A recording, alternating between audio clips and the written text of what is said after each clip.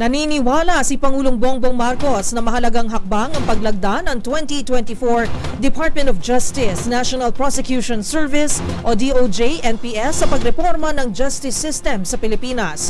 Ang paliwanag ng Pangulo tutukan sa report ni Rose Babiera.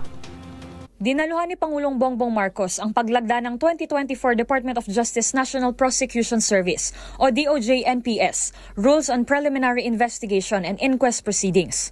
Layo nitong isulong ang mga bagong patakaran sa pag-iimbestiga at paglilitis ng mga kaso ng krimen upang mas patatagin pa ang sistema ng hustisya sa bansa. Pag-amin ng Pangulo, sa pagdagsa ng mga kaso sa korte ay nagkaroon ng malaking delay sa pagpoproseso nito.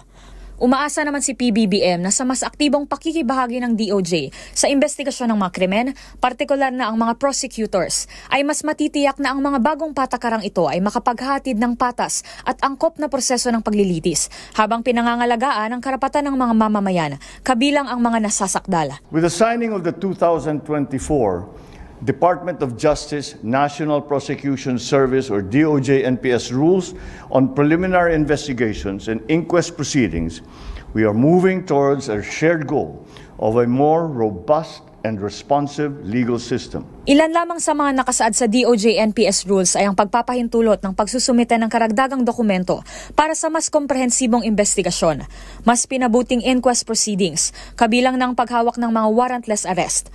Dagdag pa rito, mayroong ding patakaran para sa e-filings at virtual hearing na bahagi ng digitalization program ng pamahalaan na matagal nang isinusulong ng Marcos administration. Ang mga reformang ito ayon sa Pangulo ay produkto ng kolaborasyon ng Executive at Judiciary Department. Positibo raw si DOJ Secretary Crispin Boying Remulla na malaki ang magiging impact nito sa sistema ng criminal justice sa bansa. Binigyang diin din niya na makakamit lamang ito sa pakikiisa ng mga stakeholders sa mga hakbang na ito ng gobyerno.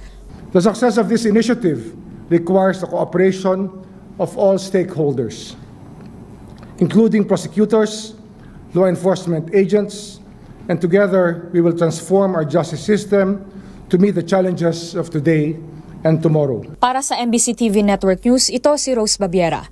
Sama-sama tayo, Pilipino.